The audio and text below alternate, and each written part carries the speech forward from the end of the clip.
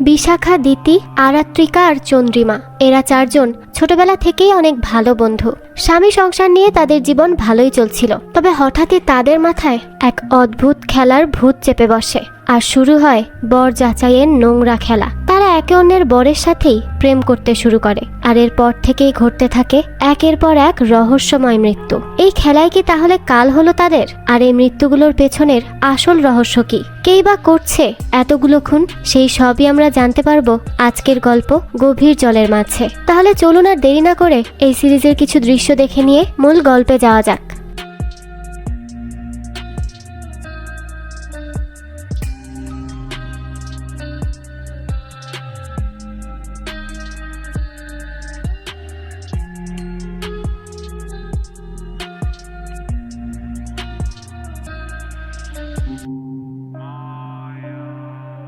গল্পের শুরুতে আমরা চার বান্ধবীকে দেখি। তারা একটা ক্যাফেতে বসে গল্প করছিল। তাদের মধ্যে একজনের নাম চন্দ্রিমা।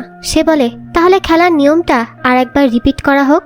এখন কি সেই খেলা তা তো আমরা পরেই জানতে পারবো। তো সেখানে আর একজন, যার নাম বিশাখা, সে বলে, প্রথমে তো খেলার মতোই শুরু করেছিলাম সবটা, কিন্তু তারপর কি এটা আদৌ খেলা ছিল? আচ্ছা, কোনটা বেশি ইন্টারেস্টিং, নিয়ম মানার খেলা নাকি নিয়ম ভাঙার খেলা? আমরা চেষ্টা করেছিলাম সবটা মেনে খেলার, কিন্তু খেলতে খেলতে কবে যে সবকিছু হাতের বাইরে চলে গেল আমরা বুঝতেই পারলাম না। তখনই সেখানে তার মেয়ে একটা কল রিসিভ করে আর বলে, পুলিশ তোমাকে খুঁজছে কেন মা? পুলিশ কি তোমাকে ধরে নিয়ে যাবে? কে মারা গেল মা? তো এখানে অনেকগুলো প্রশ্ন দিয়েই গল্পের শুরুটা হয়, যার উত্তরগুলো আমরা গল্পের মধ্যেই পেয়ে যাব আশা করছি। তো যাই হোক, দৃশ্য পরিবর্তন হয় আর আমরা একটা ক্যাফে দেখি, যেখানে প্রতি রবিবার এই চার বান্ধবী আসে তাদের বিভিন্ন রকমের গল্প গুজব করতে। সারা সপ্তাহ সংসার সামলানোর পর তারা এই একটা দিনই নিজেদের ছুটি হিসেবে রেখেছে। সেদিন তারা বসে বসে নানা রকমের গল্প করে আর সমালোচনা করে। এতে তারা বেশ মজা পায়। এইরকমই একটা দিন আজ, অর্থাৎ আজও রবিবার, তাই যথারীতি তারা আসে। তবে আজ চন্দ্রিমা একটু দেরি করেই আসে। আর তিন বান্ধবী চন্দ্রিমাকে দেখে বলে, কি হলো, তার মুখটা এরকম শুকিয়ে আছে কেন? মনে হচ্ছে কিছু একটা খারাপ হয়েছে। তো এখানে আমরা ফ্ল্যাশব্যাকে চন্দ্রিমার সাইড স্টোরি দেখি, যেখানে সে বলে, আজ মাসের চতুর্থ রবিবার। সারা মাসের মধ্যে আমরা রবিবার দিনটাই দেখা করি, সব গল্প বলি, কে কার সাথে সম্পর্কে জড়িয়েছে, কার হাজবেন্ড কাকে চিট করেছে আর কার বিয়েটা বিচ্ছেদের পথে। তো তারপর আমরা আবারও তার বন্ধুদেরকে দেখি, তারা বেশ হাসছিল। চন্দ্রিমা বলছিল আজ একজনের সংসার ভেঙেছে, তার উপর আজে বাজে কমেন্টসও করছিল। কিন্তু চন্দ্রিমা কখনো ভাবেনি এইসব গল্পের অংশ একদিন সে নিজেও হয়ে যাবে। তো আজ চন্দ্রিমা এসে তার বান্ধবীদের সামনে অনেক কান্নাকাটি করে আর বলতে থাকে তার হাজবেন্ড তীর্থর এক অন্য মেয়ের সাথে সম্পর্ক আছে, আর তীর্থ চন্দ্রিমা প্রেগনেন্ট জানার পরও এখন চন্দ্রিমাকে ডিভোর্স দিতে চায়। প্রথম তার তিন বান্ধবী তাকে একটু সহানুভূতি দেখায়, তবে পরে দেখা যায় তাদের একে একে কথা বদলাতে থাকে। ওই যে এতদিনের অভ্যাস অন্যের পার্সোনাল লাইফ নিয়ে কটূক্তি করার, সেই অভ্যাসের ইফেক্টটা তাদের নিজের বান্ধবীর উপরও পড়ে যায়। সেখানে প্রথমেই দিতি বলে, তুই তোর হাজবেন্ডকে আসলে সামলাতে পারিসনি, সারাদিন তার টাকা নষ্ট করে গিয়েছিস, তো হাজবেন্ড তোকে ছেড়ে যাবে না তো কাকে যাবে? আর এখন এসে এখানে এরকম ন্যাকার মতো কান্নাকাটি করে কোনো লাভ নেই। তারপর বিশাখা বলে, আমার হাজবেন্ডকে দেখ, তার সাহসী হবে না কখনো এই সব ভাবার। হাজবেন্ডদেরকে না এরকম একটু কন্ট্রোল করে রাখা শিখতে হয়, বুঝলি? এরপর আরাত্রিকা বলে, সত্যিটা হচ্ছে তুই খেতে খেতে মোটা হাতি হয়ে গিয়েছিস। আমাদেরকে দেখ, আমরা কত ফিট থাকি, আমাদের হাজবেন্ড কখনো অন্য মেয়ের দিকে ফিরেও তাকায় না, আর এটাই তফাৎ তোর আর আমাদের মধ্যে। তো চন্দ্রিমা তার বন্ধুদের এরকম গিরগিটির মতো রূপ বদলে যেতে দেখে ভেতর থেকে বেশ কষ্ট পায় আর রেগেও যায়। তাই চন্দ্রিমা বলে, তোদের ভেতর তোদের হাজবেন্ডদেরকে নিয়ে অনেক অহংকার, তাই না? কিন্তু একদিন এমন আসবে যে তোদের এই অহংকার ভেঙে শেষ হয়ে যাবে, আর সেদিন বুঝতে পারবি এক্সট্রা ম্যারিটাল অ্যাফেয়ারের সাথে কোনো জিমে যাওয়া বা পার্লারে গিয়ে সুন্দরী হওয়াতেও কোনো লাভ নেই। সুযোগ পেলে সবাই চরিত্রহীন হয়। আমি তীর্থকে সেই ফ্রিডম দিয়েছিলাম, তাকে আমি বেঁধে রাখতে কখনোই চাইনি। আমি সবসময় চেয়েছি সে মুক্ত হয়ে বাঁচুক। কিন্তু তোরা তোদের হাজবেন্ডকে এরকম ফ্রিডম একদিন দিয়ে দেখ, তারপর দেখ তোদের কপাল কিভাবে পড়ে। সবকিছুর মধ্যে সৌন্দর্য আসে না, যে রূপ থাকলেই বিশ্বাস থাকবে আর রূপ না থাকলেই ধোকা। আসল বিষয়টাই হচ্ছে মানুষের চরিত্র। তার যদি চরিত্রটাই খারাপ হয় তাহলে তুই বা তোরা হাজার সুন্দর থেকেও তাকে আটকে রাখতে পারবি না। এইসব কথায় তো তারা তিনজন অনেক রেগে যায়। তাদেরকে চন্দ্রিমার কথাগুলো কাটার মতো আঘাত করে। দিতি বলে, অনেক হয়েছে তোর এসব আজে বাজে কথা, তুই তোর কাছেই রাখতো। তোর কপাল পুড়েছে বলে কি তুই এখন আমাদের হাজবেন্ড নিয়ে যা খুশি তাই বলবি? কতটা চিনিস তুই আমার হাজবেন্ড সুমিতকে? সে ট্রেডিশন মেনে চলা একটা ছেলে, মধ্যবিত্ত ঘরের ছেলে, তাই তার কাছে পরিবার মানেই হলো জীবন। সারাদিন কাজ করে এসে বাড়িতে ছেলেকে পড়ায়, আর এইসব এক্সট্রা ম্যারিটাল অ্যাফেয়ার্সের কথায় সে বিরক্ত হয়ে ওঠে। তাই সে যতই সুযোগ পেয়ে যাক না কেন, সুমিত কখনো চিটিং করতে পারবে না। আরাত্রিকা বলে, একদম একই রকম আমার হাজবেন্ড অনির্বাণও। সে আমাকে ছাড়া এক মুহূর্তও থাকতে পারে না, আমার জন্য পাগল বললেও কম হবে। তো এরপর চন্দ্রিমা বলে, তাহলে ঠিক আছে, চল একটু খেলা যাক। নিজেদের হাজবেন্ডকে কতটা স্বাধীনতা দিলে তারা আর হাজবেন্ড থাকে না, সেই পরীক্ষাটা করেই দেখ একবার। তো এরপর সে তার বান্ধবীদের বলে, ত্রিকোণ প্রেম করে ফেল তোরা তিনজনই একে অপরের হাজবেন্ডের সাথে প্রেম করা শুরু কর। এটা শুনে তো তারা তিনজনই প্রথমে রাজি হয় না, কিন্তু পরে তাদের ইগো তাদের রাজি করায়। মানে ব্যাপারটা এমন, তারা চন্দ্রিমাকে এটাই বুঝাতে চায় যে তারা এতটাই সুন্দর যে যে কেউ তাদের প্রেমে পড়বে। তবে তাদের নিজেদের হাজবেন্ড অনেক লয়াল তাদের কাছে। তাদের বিশ্বাস অন্যদের হাজবেন্ড ফেসে গেলেও তাদের নিজেদের হাজবেন্ড কখনোই অন্য মেয়েদের প্রেমে পড়বে না। তো এরপর আমরা একটা দৃশ্য দেখি যেখানে তারা তিনজন খুব ভয়ে আছে, কারণ পুলিশ তাদের তিনজনের বাড়ি বাড়ি ঘুরছে, কারণ একটা খুন হয়েছে। এখন কি করে কে খুন হয়েছে সেটা তো আমরা পরেই জানতে পারবো। যাই হোক, এরপর আমরা দেখি চন্দ্রিমা তাদেরকে খেলার নিয়ম বলে দেয়। এই খেলায় বিশাখা প্রেম করবে দিতির হাজবেন্ডের সাথে, দিতি করবে আরাত্রিকার হাজবেন্ডের সাথে, আর আরাত্রিকা করবে বিশাখার হাজবেন্ডের সাথে প্রেম। এই খেলায় একে অপরের হাজবেন্ডের সাথে প্রেম করা যাবে, কিন্তু নিজেরা সিরিয়াস হতে পারবে না, সত্যিকারের ভালোবাসা যাবে না, কারণ বন্ধুদের ঘর ভাঙা এই খেলার কোনো লক্ষ্য নয়। আর এই সব কিছু করতে হবে 1 মাসের মধ্যেই। প্রতি রবিবার দেখা করা হবে, আর এই খেলার রেফারি হবে চন্দ্রিমা। তাই খেলার সমস্ত আপডেট রবিবারেই নেওয়া হবে, এবং সেখানে সবাইকে সত্যিটাই বলতে হবে, মিথ্যা অ্যালাউ না। তো তারপর তারা তিনজনেই খেলায় রাজি হয় আর বলে, আমাদের একটা শর্ত, যত পারো সিডিউস করার চেষ্টা করো, কিন্তু আমাদের হাজবেন্ডকে টাচ করা যাবে না, দূর থেকেই যা করার করতে হবে। তো তারা তিনজনই এই শর্তে একমত হয়। তো এই খেলার ভেতরেই আবার আমরা কিন্তু একটা খুনের দৃশ্যও দেখব, যা নিয়ে বেশ টানা হেচড়া চলবে। আর সেই খুনটা হয়েছে চন্দ্রিমার। তো পুলিশ একে একে তার সব বান্ধবীদের কাছেই যায়, আর তাদেরকে গিয়ে জিজ্ঞেস করে তাদের কি মনে হয় সত্যি কি চন্দ্রিমা নিজেকে শেষ করে দেওয়ার মতো মেয়ে, নাকি তাকে কেউ খুন করেছে। তো এবার তারা তাদের মতো নানান কাহিনী বলা শুরু করে। এরপর আমরা ফ্ল্যাশব্যাকে দেখি পরের দিনে আবার তারা যে খেলা খেলার কথা বলে সেটাকে বেপাত্তা করে দেয়। চন্দ্রিমা কল করে তাদেরকে জিজ্ঞেস করে তাদের হাজবেন্ড কাল রাতে কি দেরি করে ফিরেছে। তো তখন দেখা যায় হ্যাঁ, সত্যিই তো কাল রাতে তারা দেরিতেই এসেছে। এখন চন্দ্রিমা বলে, দেখলি তো খেলা শুরু হয়ে গিয়েছে, কিন্তু তুই শুধু পেছনে পড়ে আছিস। তো আসলে এই এক কথা চন্দ্রিমা তিনজনকে কল করে করে বলেছে, কারণ সে আসলে তাদেরকে এই খেলার জন্য উস্কে দিতে চেয়েছে। আসলে তো রাতের বেলা সেই এই তিনজনের হাজবেন্ডকে ডেকে নিয়েছিল, আর তাদেরকে নিজের কষ্টের গল্প বলে সময় পার করেছে, হেল্প চেয়েছে, যেন তারা তীর্থকে একটু বুঝায় যে সে যেন চন্দ্রিমাকে ডিভোর্স না দেয়। তো এই তীর্থই হচ্ছে চন্দ্রিমার হাজবেন্ড। যাই হোক, তো চন্দ্রিমা এখন তার 3 বন্ধুকে এমন ভাবে এই বিষয়টা উপস্থাপন করেছে যেন তারা মনে করে অন্যরা তো খেলছে, তাহলে আমি কেন বসে থাকবো, আমিও তার হাজবেন্ডের সাথে প্রেম করে দেখিয়ে দিব। তো এবার এদের তিনজনের খেলা শুরু হয়ে যায়। আরাত্রিকা বিশাখার হাজবেন্ড ধ্রুবকে কল করে আর বলে তার খুব পার্সোনাল দরকারে তাকে একটু প্রয়োজন। ধ্রুব বলে তাদের বাড়ি চলে আসতে, সেখানেই কথা বলে নিবে, কিন্তু আরাত্রিকা বলে না না, এটা বিশাখাকে জানাতে দেওয়া যাবে না, এই কথা একমাত্র আমি আপনার সাথেই শেয়ার করতে চাই। তো তারপর ধ্রুব রাজি হয় তার সাথে দেখা করতে। ওইদিকে বিশাখাও সুমিতকে কল করে আর বলে তার একটা পার্সোনাল দরকারে সুমিতের সাথে দেখা করতে হবে।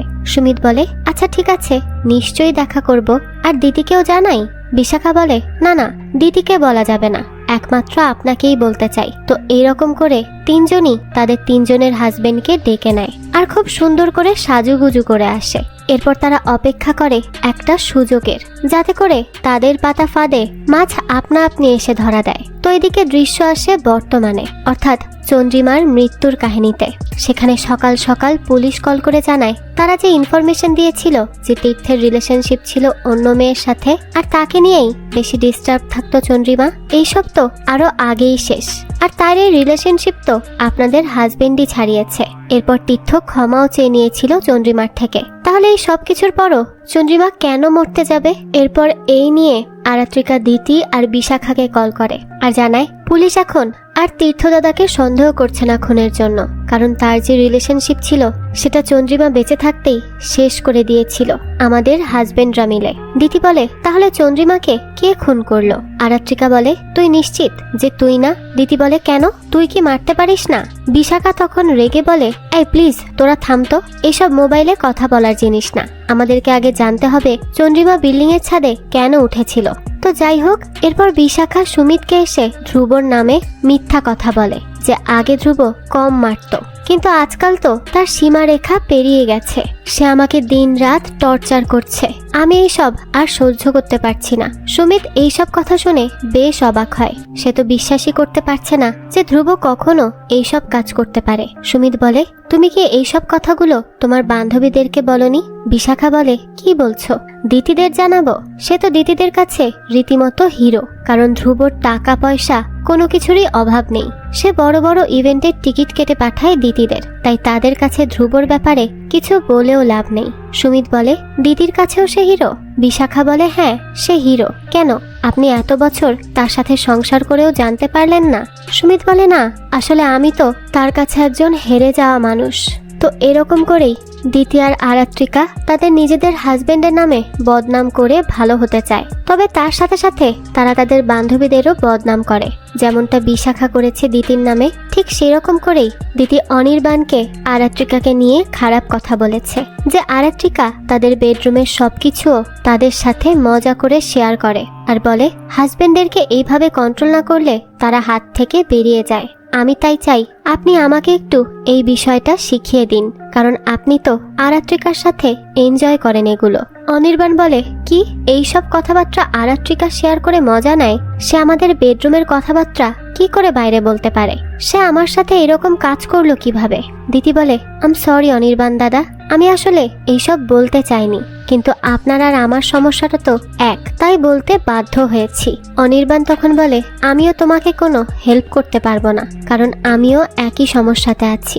আমি একদম সহ্য করতে পারি না আরাত্রিকার সেই টর্চারগুলো, সে আমার উপর হিংস্র প্রাণীর মতো ঝাঁপিয়ে পড়ে আর আমি সেগুলো সহ্য করি, কারণ আমি আরাত্রিকাকে ভালোবাসি। আর সেই আরাত্রিকাই বলছে এইসব আমাকে কন্ট্রোলে রাখতে করে সে। বাহ! দিদি তখন অনির্বাণের এই কষ্টের সুযোগ নিয়ে বলে যাই হোক, আমাদের দুইজনের একটা বিষয় তো মিল আছে, আমরা তাহলে আজ থেকে দুঃখ শেয়ার করারই পার্টনার হয়ে গেলাম। এই কথা বলেই সে অনির্বাণের হাতে টাচ করে, আর তারপর তার মনে পড়ে সে তো তারই বলা রুলস ভেঙে ফেলেছে, অর্থাৎ কাউকে টাচ করা যাবে না এমন কথা ছিল। দিদি তখন বলে আমি যে এই রুলস ভেঙে ফেলেছি তা কাউকে বলা যাবে না, আর আমি আশা করছি বাকিরাও এই কাজ করেনি। অন্যদিকে আরাত্রিকা তার হাজবেন্ডের নামে যা ইচ্ছা তাই দোষারোপ দেয়, বেচারা নির্দোষ থাকা সত্ত্বেও। আর এরপর সে খারাপ বানায় বিশাখাকে। সে বলে বিশাখা তো বলে আপনাকে সে কন্ট্রোল করে সব সময়, হিসাবের কাজে আপনাকে ব্যস্ত রেখে, না হলে আপনি হয়তো অন্য কিছুতে জড়িয়ে পড়বেন। সে বিশ্বাসই করে না আপনাকে, তাই আপনাকে কন্ট্রোল করে রাখতে চায়। আমাদের কষ্ট এক ধ্রুব দাদা, আর এখানে ধ্রুব বেশ কষ্টই পায় আর বলে আমি হিসেব করি, কারণ এইসব বিশাখা পছন্দ করে আর আমি তাকে ভালোবাসি, তাই নিজের উপর সব কাজের বোঝা নিয়ে নিয়েছি। কিন্তু সে যে এইসব কন্ট্রোল করছে তা সত্যি আমি জানতাম না। তুমি আমাকে এসব বলে আমার চোখ আজ ঠিকই খুলে দিয়েছো।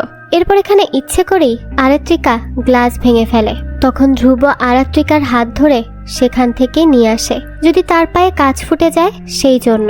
ওইদিকে একই কাজ করে বিশাখা, আর তাকেও হাত ক্লিন করে দেয় সুমিত। তো এরকম করে তাদের প্রথম মিটিংয়েই তিনজন হাজবেন্ডের তাদের বউকে নিয়ে ভাবনা চিন্তাকে উথাল পাথাল করে দেয় এই তিন বান্ধবী। তো রাতে তিনজন হাজবেন্ডই এসে তাদের স্ত্রীকে বলে তাদের মাথা ব্যথা করছে, তাই তারা আজ ঘুমিয়ে পড়বে। কিন্তু তাদের বউরা যখন ঘুমিয়ে পড়ে তখনই ধ্রুব, অনির্বাণ আর সুমিত জেগে যায় আর সেই সব নিয়েই ভাবতে থাকে। অন্যদিকে যখন আজ আবারও ক্যাফেতে আসে তারা, তখন কিন্তু চন্দ্রিমা মৃত।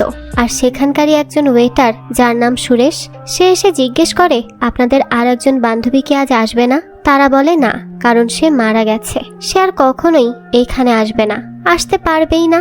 এই কথা শুনে সুরেশ খুব উত্তেজিত হয়ে পড়ে আর কান্না করে বলে না না, এটা হতে পারে না, সে মরতে পারে না, সে অবশ্যই বেঁচে আছে, সে মরতে পারে না। তারপর বাইরে এসে যখন তারা তিনজন জিজ্ঞেস করে কি ব্যাপার, তুমি কান্নাকাটি করছো কেন, তখনই জানা যায় যখন চন্দ্রিমার তার হাজবেন্ডের কারণে মন ভেঙেছিল তখন থেকেই তাকে মানসিকভাবে সাপোর্ট দিত সুরেশ, যার পর তাদের মধ্যে ধীরে ধীরে সম্পর্ক হতে শুরু করে। আর সুরেশ এইসবকে সত্যিকারের ভালোবাসা বলেই আখ্যায়িত করে। তারপর এখানে তারা তিনজন চন্দ্রিমাকে নিয়ে অনেক উল্টোপাল্টা কথাবার্তা বলে, কিন্তু সুরেশ বলে আপনারা এইসব বুঝতে পারবেন না, তাই বাদ দিন। তো তারপর সে তার কাজে চলে যায়। আর এরা তিনজন বলে শেষে কিনা চন্দ্রিমা একটা সামান্য ওয়েটারের সাথে রিলেশনশিপে ছিল। তো এরপর তারা আবারও বসে পড়ে আজ সমালোচনা করতে সুরেশ আর চন্দ্রিমার সম্পর্ক নিয়ে। কেমন বান্ধবী এরা, চিন্তা করুন, মেয়েটা মারা গেছে তাকে নিয়েও সমালোচনা করতে ছাড়ছে না। যাই হোক, তো সেখানে আরাত্রিকা বলে আমার মনে হচ্ছে এই ছেলের মধ্যে নিশ্চিত কিছু সমস্যা আছে। দিতি বলে আমি বলবো কি ছিল, আসলে চন্দ্রিমা ধনী, এটা সুরেশ জানতো, তাই চন্দ্রিমার যখন মন ভেঙেছিল তখন সে সেটার সুযোগ নেয়। তারপর সে চন্দ্রিমাকে পটিয়েছে যাতে করে সে দামি দামি গিফট পায়, আর চন্দ্রিমাও কিছুদিন সময় কাটিয়েছে তার সাথে। তারপর যখন তীর্থদাদা তার রিলেশনশিপ থেকে বেরিয়ে এসে চন্দ্রিমার কাছে ক্ষমা চাইল, তখন চন্দ্রিমা সুরেশকে ছেড়ে দিল। আর সুরেশ সেই রাগে চন্দ্রিমাকেই ছাদ থেকে ধাক্কা দিয়ে দেয়। বিশাখা বলে তার মানে তুই বলছিস আজ যে সে কান্নাকাটি করলো সেটা নিতান্তই লোক দেখানো? দিতি বলে অবশ্যই, কারণ তার মতো মেয়েকে কোন ছেলে পছন্দ করবে? এরা তো এমন ফ্রেন্ড যারা নিজেরাই নিজের ফ্রেন্ডের বডি শেমিং করে। এমন বন্ধু থাকার থেকে একা থাকা অনেক ভালো। যাই হোক, আরাত্রিকা বলে কেন রে, এই কথা কেন বলছিস? ওই সুন্দর দেখতে ছেলেটা তোকে রেখে চন্দ্রিমাকে পছন্দ করেছে বলে তোর কি হিংসে হচ্ছে? দিতি বলে কেন, তোর হচ্ছে না? তুই তো দাবি করিস তুই আমাদের সবার থেকে বেশি সুন্দর, তাহলে তোকে রিজেক্ট করে চন্দ্রিমাকে পছন্দ করলো কেন? বিশাখা তখন বলে এই তোরা থাম তো, এখন এইসব বলে ঝগড়া করার সময় না, আমাদের আগে ভাবতে হবে এই সুরেশের ব্যাপারে আমরা পুলিশকে বলবো কিনা। দিতি আর আরাত্রিকা বলে হ্যাঁ অবশ্যই বলবো, কারণ দিতি যা বললো তা তো সত্যিও হতে পারে, কে বলতে পারে সুরেশই হয়তো চন্দ্রিমাকে ছাদ থেকে ফেলেছে। তো আসলে এরা তিনজনই সুরেশের সাথে ফ্লার্ট করত, কিন্তু সুরেশ তাদেরকে যে পাত্তা না দিয়ে শেষে তাদের নজরে অসুন্দর বান্ধবী চন্দ্রিমাকে পছন্দ করলো, সেই জন্য এই তিনজন সুরেশের উপর খুব রেগেছিল। আর তারা এই রাগের বদলা নিয়েই ছাড়বে এমন একটা ব্যাপার। তো এরপর কল করে আরাত্রিকা পুলিশকে বলে আমরা তিনজনই একজনকে সন্দেহ করছি, তাই আপনি একটু আমাদের সাথে দেখা করুন, তার ব্যাপারে বিস্তারিত বলছি। পুলিশ বলে কেন, এখন আবার কাকে দোষ দিতে চাচ্ছেন? আপনাদের তো কথাবার্তার কোনো ঠিক নেই, তাও আমি আসব, দেখব যে আপনারা নতুন কাকে পেয়েছেন। তো অন্যদিকে সুরেশ এসে এদেরকে উল্টো ব্ল্যাকমেইল করে। সুরেশ বলে আমি সব জানি আপনাদের খেলা সম্পর্কে, আমাকে চন্দ্রিমা সব বলে গিয়েছে, আর সে বলেছে আপনারা হেরে গেলে পাগল হয়ে যাবেন, যেই খেলায় নেমেছেন তাতে আপনাদেরই হার হবে, তাই আমি যেন আপনাদের মন থেকে কখনোই তাকে ভুলতে না দেই। এখন তো তারা তিনজনই বেশ ভয় পেয়ে যায়। আর দিতি বলে মানে তুমি আমাদের খেলা সম্পর্কে কতটা কি জানো? সুরেশ বলে আমি সবটা জানি, আমি তো বললাম চন্দ্রিমা আমাকে বলে গিয়েছে সব। আর আপনারা তো পুলিশকে কল করেছেন তাই না? তো পুলিশ আসলে কি বলবেন ভেবে দেখেছেন? কারণ আমাকে পুলিশ যখন যা জিজ্ঞেস করবে আমি কিন্তু ঠিক তাই বলে দিব, সমস্তটা বলবো, আমাকে চন্দ্রিমা যা যা বলেছে সব। কারণ আমিও তো জানতে চাই চন্দ্রিমা কি করে হঠাৎ করে এভাবে মারা গেল। আমি যতটুক মিশে জেনেছি ও নিজেকে মেরে ফেলার মতো মেয়ে নয়। তো এবার তো তারা তিনজনই বিপাকে পড়ে যায়, কারণ পুলিশকে তো তারা অলরেডি চলে আসার জন্য বলে দিয়েছে। আর পুলিশ যদি এবার সত্যিই আসে তখন তারা সুরেশের কথা কি বলবে? কারণ তারা যদি সুরেশের কথা বলে তাহলে তো তিনজনই ফেঁসে যাবে, তাই সুরেশকে ফাঁসানোর চিন্তাও মাথায় আনা যাবে না। তাই তারা এখন ঠিক করে যে তারা আর কাকে ফাঁসাবে। এই নিয়ে তারা তিনজনই খুব চিন্তায় পড়ে যায় যে এখন তারা কি করতে পারে। অন্যদিকে আমরা দেখি বিশাখা আসে চন্দ্রিমার বাড়িতে। সে চন্দ্রিমাকে শ্রদ্ধাঞ্জলি দিতে এসেছে, কিন্তু এখানে এক অদ্ভুত জিনিস দেখা যায় যে তীর্থ বিশাখার সাথে তার প্রেমিকার মতো আচরণ করছে। আর বিশাখাও তীর্থকে বলে, তীর্থ দেখো, দেয়ালেরও কিন্তু কান আছে, এখানে নয়, চুপ থাকো। অর্থাৎ তীর্থের সেই গার্লফ্রেন্ডটা অন্য কেউ নয়, বরং বিশাখাই ছিল। ফ্রেন্ডই তার ফ্রেন্ডের সাথে এভাবে বিশ্বাসঘাতকতা করলো। তো বিশাখা ভেতরে গিয়ে তার গিল্টি থেকেই হয়তো কল্পনা করে যে চন্দ্রিমা তার উপর হাসছে। আর এই বিকট হাসির শব্দ সহ্য করতে না পেরে বিশাখা বাইরে চলে আসে আর দ্রুত নিজের মুখ ধুয়ে নেয়। তখন সে খুবই অশান্ত হয়ে পড়ে। এরপর তারা তিনজন আবারও ক্যাফেতে বসে আর ভাবতে থাকে যে পুলিশকে তারা এবার কি বলবে। তাদের মাথায় তো এখন কিছুই আসছে না। দিতি বলতে থাকে, আমরা কি করব? এই সুরেশকে তো আর কিছুই বলা যাবে না, সে তো উল্টো আমাদেরকেই ফাঁসিয়ে দিবে। আরাত্রিকা বলে, আমি যে বলে দিলাম পুলিশকে আমরা তিনজনই একজনকে সন্দেহ করি, তবে এখন কি বলবো, কার নাম বলবো? আরাত্রিকা বলে, তাহলে কি এ ছেলেটা বেঁচে যাবে? আমরা কিছুই করব না? বিশাখা বলে, আমরা করব, তবে এখন না। এখন ভাবতে হবে যে আমরা কাকে দোষারোপ দিব। দিতি বলে, এই আছে তো একজন, ওই যে তীর্থ দাদার গার্লফ্রেন্ড। আরাত্রিকা বলে, হ্যাঁ, এটা কিন্তু ভালো হবে। আমরা বলবো তীর্থ দাদার সাথে সম্পর্ক ভেঙে যাওয়াতে তার গার্লফ্রেন্ড বৃন্দা এইসব করেছে রাগ করে। তখনই বিশাখা বলে, কি বলছিস কি? যাকে আমরা চিনি না জানি না তার নামে এইসব কি করে বলবো? তারপর যদি আমরাই উল্টো ধরা পড়ে যাই তখন? তাই এইসব করা যাবে না। দিতি আর আরাত্রিকা বলে, তাহলে আর কি করব আমরা? বিশাখা বলে, 1 মিনিট, আমাকে আগে একটু ভাবতে দে, তারপর দেখছি কি করা যায়। এরপর দৃশ্য পরিবর্তন হয় আর আমরা বিশাখাকে গাড়িতে দেখি। সে বলে, আমি আসলে ভয় পেয়ে গিয়েছিলাম যখন তারা তীর্থর গার্লফ্রেন্ডকে দোষারোপ করার কথা বলেছে, কারণ কেঁচো খুঁড়তে গিয়ে সাপ বেরিয়ে আসলে তো সমস্যা, তাই না? আসলে বৃন্দা বলতে যে কেউ নেই তাও নয়, বৃন্দা তীর্থের কলিগ, আর তার উপর তীর্থের সাথে বৃন্দার বেশ কয়েকদিনেরই প্রেম। আসলে আমাদের সম্পর্কটা ধামাচাপা দিতেই তীর্থ প্রথমে বৃন্দার সাথে প্রেমের অভিনয় করে, তারপর ব্রেকআপ করে, যাতে করে কখনো যদি চন্দ্রিমার সাথে তার দেখা হয় তাহলে যেন চন্দ্রিমা এটাকেই সত্যি মনে করে যে তীর্থের আসলেই বৃন্দার সাথে সম্পর্ক ছিল। তবে সে সেই সম্পর্ক বেশি দিন টিকিয়ে রাখেনি, শুধুমাত্র চন্দ্রিমার জন্য। তো বিশাখা তখন বলতে থাকে, তবে বৃন্দার মতো একজন নির্দোষ মেয়েকে কি করে এইসবের মধ্যে ফাঁসিয়ে দিব বলুন তো? আসলে এই সব দোষ হচ্ছে ওই তীর্থের। সে আমাকে না জানিয়ে ডিভোর্সের কথাটা কেন বলতে গিয়েছিল চন্দ্রিমাকে? যাই হোক, এরপর আমরা খেলা শুরু হওয়ার 2 দিন পরের দৃশ্য দেখতে পাই, যেখানে বিশাখা এসে তীর্থকে বলে, তুমি নাকি চন্দ্রিমাকে বলেছো তার থেকে ডিভোর্স চাও, আর এটাও বলেছো তুমি তোমার গার্লফ্রেন্ডকে বিয়ে করবে। তো এই গার্লফ্রেন্ডটা কে? হ্যাঁ, কারণ আমি তো তোমাকে এইসব কিছুই বলিনি। তীর্থ বলে, আরে রাগ কেন করছো? আমি আসলে মুক্তি চাই তার থেকে, কারণ আমার তাকে আর সহ্য হয় না। বিশাখা তখন বলে, দেখো, ভালোই ভালোই চন্দ্রিমার সাথে সবটা মিটিয়ে নাও, কারণ আমি কিন্তু তোমাকে বিয়ে করতে পারবো না। ধ্রুবকে ছাড়া আমার পক্ষে সম্ভব না। আমি ধ্রুবের সাথেই থাকবো। কত সুন্দর তো আমাদের সম্পর্কটা 1 বছর ধরে চলছিল, তাহলে এইসব কেন করলে মাঝখানে? তাই আমি বলছি চুপচাপ সবটা ঠিক করে নিবে, না হলে কিন্তু আমাদের সম্পর্ক থাকবে না। তো আসলে তীর্থ ক্ষমা চেয়েছিল চন্দ্রিমার কাছে শুধুমাত্র এই বিশাখার কথায়, সবটাই ঠিক হয়ে যেত। কিন্তু মাঝখানে এই একটা খেলা আর একটা খুন, সবটা কেমন যেন গোলমেলে হয়ে যায় বিশাখার কাছে। এদিকে আরাত্রিকা বলে, আমার সন্দেহ হচ্ছে অনির্বাণের উপর, কারণ সে আর আগের মতো নেই, কেমন যেন অদ্ভুতভাবে বদলে যাচ্ছিল। তার ওই গরিব হাজবেন্ডকে নিয়ে তার সন্তুষ্ট থাকারও কথা না, তাই হয়তো সে অনির্বাণকে হাতিয়ে নেওয়ার চেষ্টা করছে। তো এখানে সে আসলে দিতির কথা বলছিল, কারণ দিতিই তো অনির্বাণের সাথে প্রেমের অভিনয় করছিল।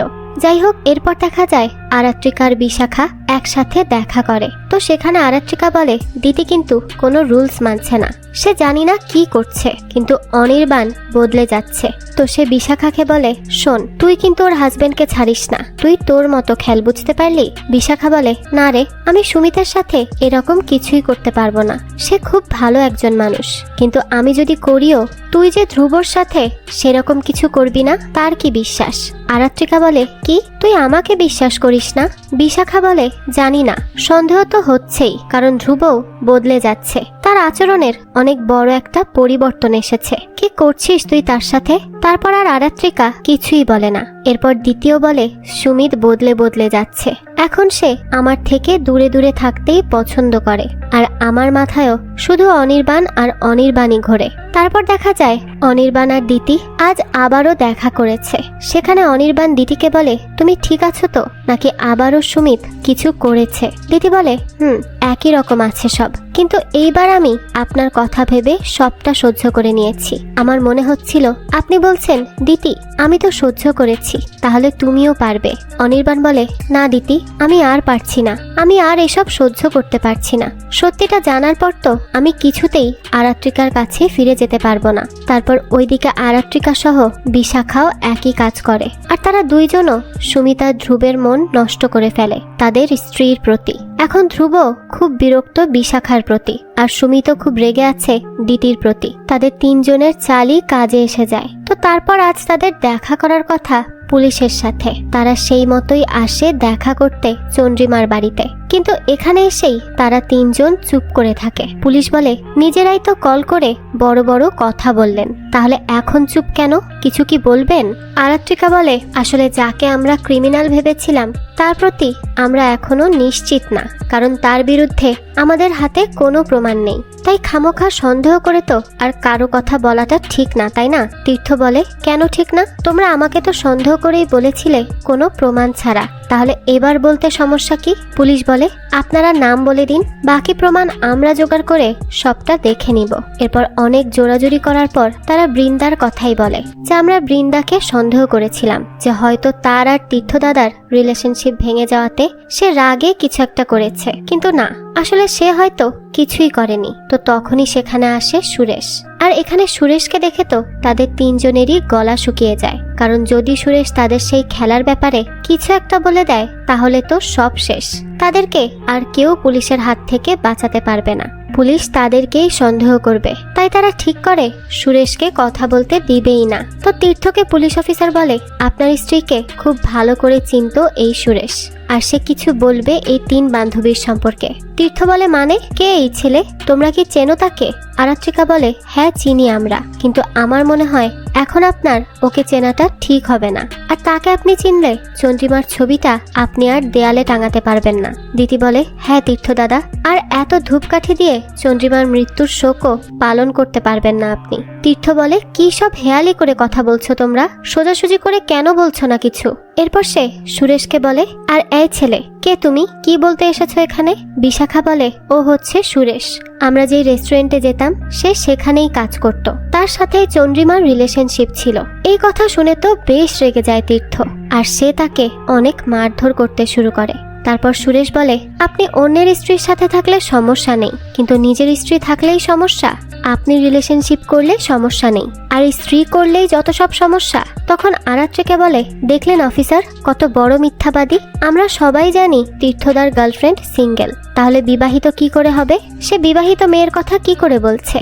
পুলিশ অফিসার বলে, হ্যাঁ তাই তো, আমি তো কথাও বলেছি তার সাথে, সে তো সিঙ্গেল। বিশাখা বলে, আমার তো মনে হচ্ছে এই ছেলেই খুন করেছে চন্দ্রিমাকে শুধুমাত্র টাকার জন্য।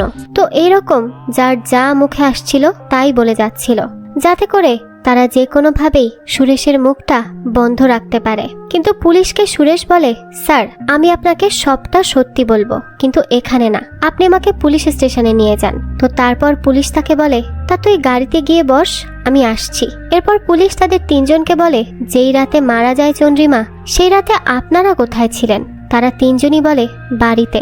পুলিশ বলে, আপনারা যে বাড়ি ছিলেন তার প্রমাণ কি আপনাদের হাজবেন্ড? আরাত্রিকা বলে, না না, সে তো বাড়ি ছিল না। তখন দিতি আর বিশাখাও বলে যে তাদের হাজবেন্ডও বাড়িতে ছিল না।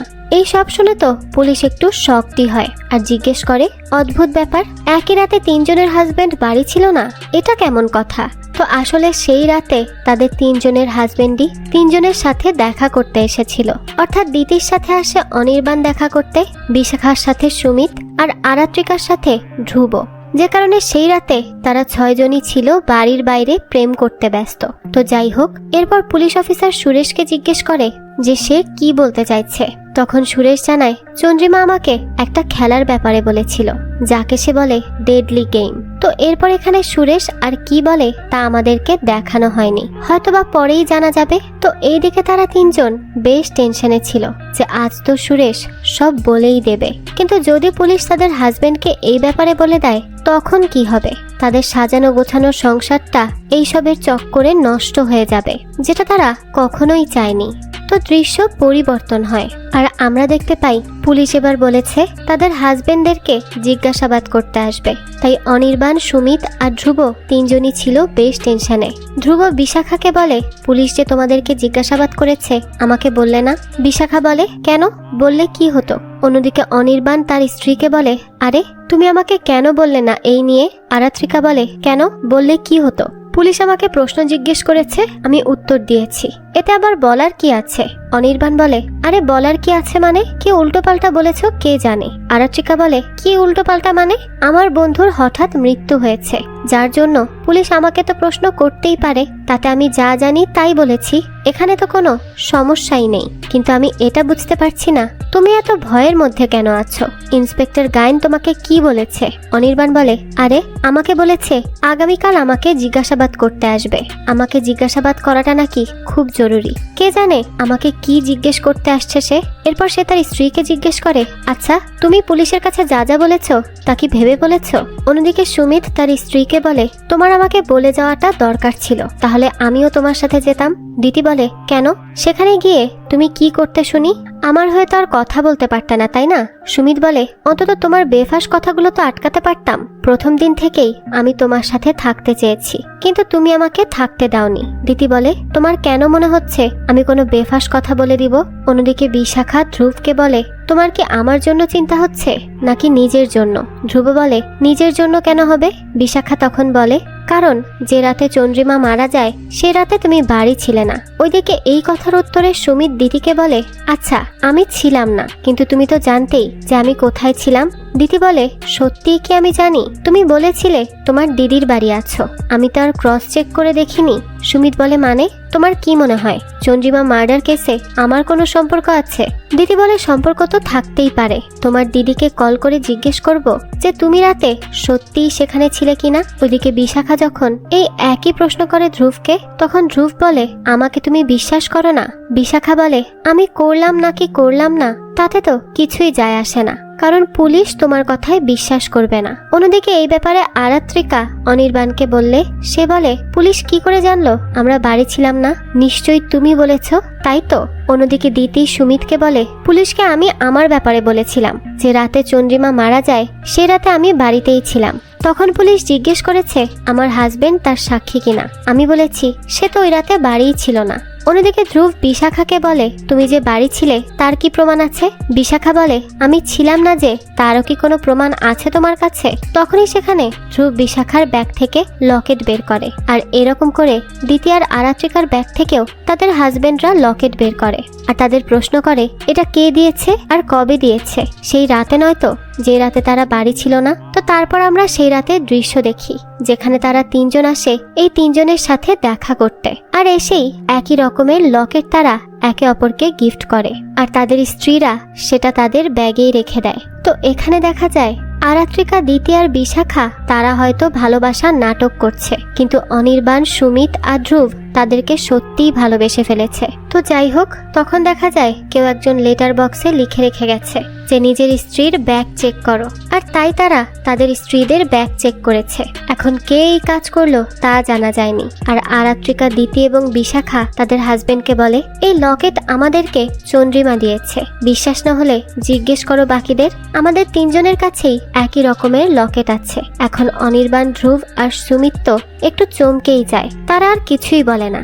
এরপর দেখা যায় তারা তিনজন আবারও রবিবারে দেখা করে, আর আজ বিশাখা বলে, প্লিজ আজ আমাদেরকে সত্যি বলতেই হবে, এইভাবে একে অপরের থেকে সব লুকিয়ে রাখলে পরিস্থিতি সামলাতে পারবো না আমরা। দিতি বলে, আমরা যে চন্দ্রিমার খেলায় হেরে গিয়েছি তা সত্যি তো?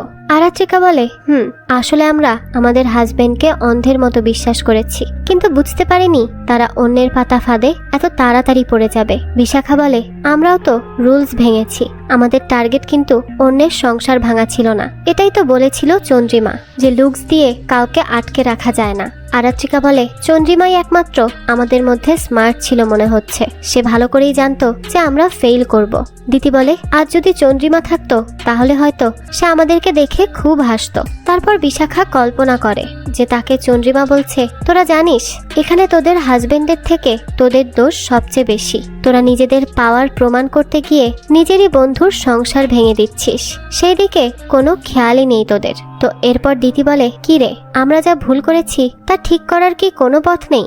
আরাত্রিকা বলে আর কি করে করব, বিশ্বাস একবার ভেঙে গেলে কি জোড়া লাগে? বিশ্বাস হচ্ছে কাচের মতো, আর তার উপর ওই পুলিশ অনির্বাণদেরকে সবটা বলে দিবে। বিশাখা বলে প্লিজ এত নেগেটিভ ভাবে ভাবিস না তো, আগে আমাদেরকে ভাবতে হবে আমরা আমাদের বিয়েটাকে কি করে বাঁচাবো। যে করেই হোক জোড়াতালি দিয়ে হলেও বিয়েটা বাঁচাতে হবে। একবার আমরা যদি একে অপরের সাথে সত্যি বলি তাহলে অনেক কিছু ঠিক হতে পারে। তারপর বিশাখা বলে যে রাতে চন্দ্রিমা মারা যায় সে রাতে কি তোদের সাথে এসেছিল কেউ দেখা করতে? দিতি বলে কেন, তোর সাথে এসেছিল? আগে তুই বল। বিশাখা বলে হ্যাঁ, সুমিত দা এসেছিল।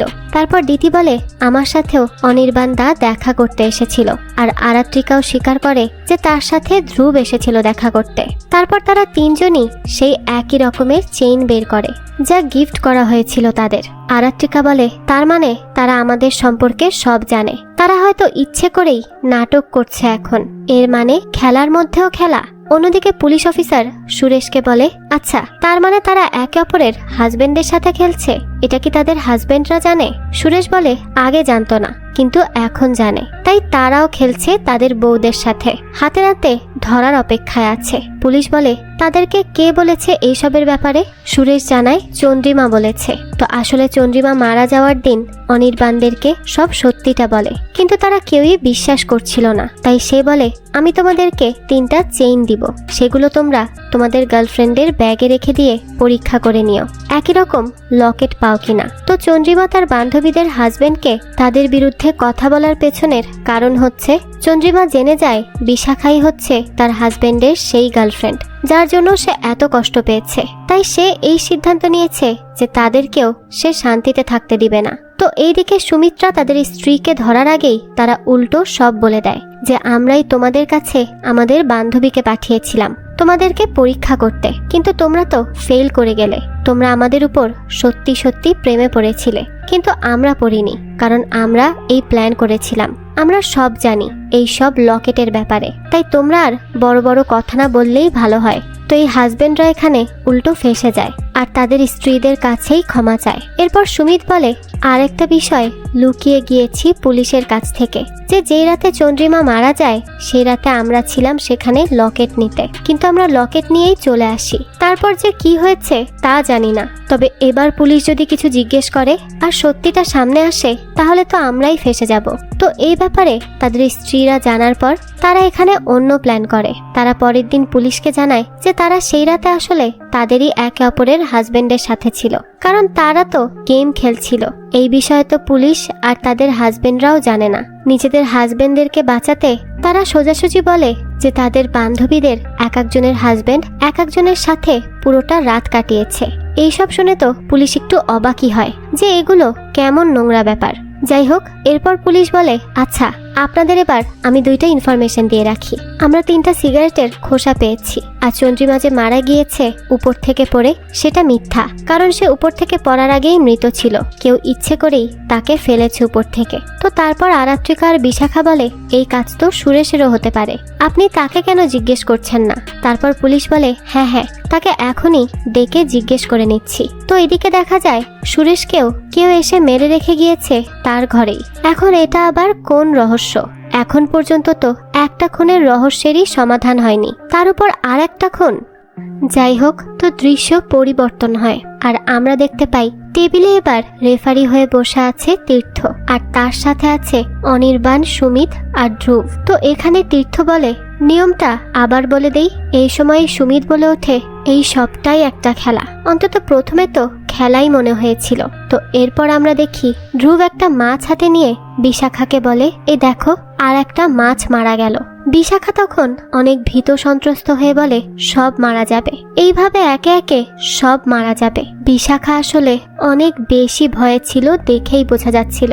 ধ্রুব তখন বলে, সবকিছু এত নেগেটিভ ভাবে কেন ভাবো, আর এত ভয় কেন পাচ্ছ তুমি, আর এত রাগ করারই বা কি আছে? তখন বিশাখা বলে, রাগবো না মানে কি? তুমি কি এখন আমাকে বলে দিবে যে আমি কখন রেগে যাব আর কখন যাব না? তো তখনই দেখা যায় সে ধ্রুবকে ধাক্কা দেয় আর তার হাত লেগে সেখানে মাছের জারটা ভেঙে যায়। ধ্রুব তখন বলে, দেখো এই মাছগুলোর প্রাণ কিন্তু তোমার ভুলেই যাচ্ছে।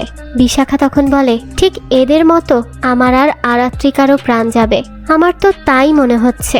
তো এরপর দৃশ্য পরিবর্তন হয় আর আমরা দেখি সুমিত বলে, এই খেলাটা শুরু হয়েছে আরো আগে।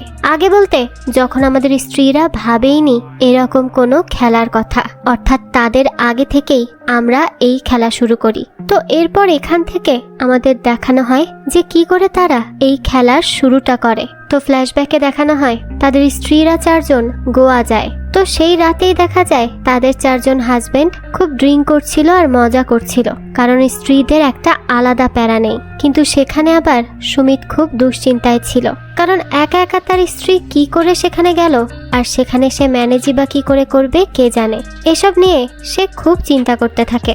কিন্তু বাকি 3 জন অর্থাৎ তীর্থ, ধ্রুব আর অনির্বাণ তারা কোনো চিন্তাই করছিল না। তো সেখানে সুমিতের চিন্তা দেখে তারা বলে, কি রে তুই কি ভয় পাচ্ছিস নাকি যে তোর স্ত্রী আবার অন্য কারোর সাথে চলে যায় কিনা? সুমিত বলে, ধুর কি সব বলছিস, আমার স্ত্রী আমাকে ছাড়া আর কারো দিকে তাকানোর কথাও ভাবতে পারে না, সে আমার জন্য পাগল বলতে গেলে। আমি তো কোনো কিছু বলার আগেই সে করে ফেলে, সে আমার সবটা বোঝে। তো তারা বলে, তাহলে আমাদের স্ত্রী কি চিটার নাকি, তোর স্ত্রী একাই ভালো? তো এই নিয়ে দেখা যায় এদের মধ্যে একটা তর্ক বিতর্ক হয়ে যায়। তাই তীর্থ বলে, আচ্ছা তাহলে চলো একটা গেম খেলা যাক। আমি বলছি যে কোনো মেয়েরাই ভালো থাকে না, যখন তারা সুযোগ পায় তখন তারাও খারাপ হয়। আর আমি চ্যালেঞ্জ ধরছি, তোদের স্ত্রীরা যখন সুযোগ পাবে তখন তারাও আর ভালো থাকতে পারবে না। এই কথাটা তীর্থ আরো জোরালো করে বলতে পারছিল, কারণ ধ্রুবের স্ত্রীর সাথেই তো তীর্থর পরকীয়ার সম্পর্ক ছিল, মানে অনেক আগে থেকেই এদের সম্পর্ক চলছে।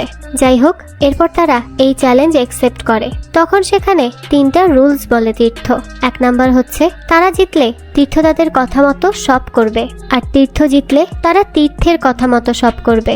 2 নাম্বার রুল হচ্ছে তাদের স্ত্রীদেরকে এই গেমের ব্যাপারে কিছুই বলা যাবে না। আর 3 নাম্বার হচ্ছে তীর্থ তাদেরকে খারাপ হওয়ার রাস্তা দেখিয়ে দিবে, তাতে তারা কেউ আপত্তি করতে পারবে না। তো এই 3 নাম্বার শর্ত শুনে তো তাদের সমস্যা হচ্ছিল, কিন্তু পরে তীর্থ বলে সে বেশি কিছু করবে না, তাদের শুধু অনুভব করাবে তারা লাগামহীন হয়ে চলাফেরা করতে পারবে। আর সে বলতে থাকে, আর আমরা দূর থেকে দেখব তারা লাগামহীন হয়ে চলাফেরা করার সুযোগ পেয়েও কতটা লয়াল থাকতে পারে।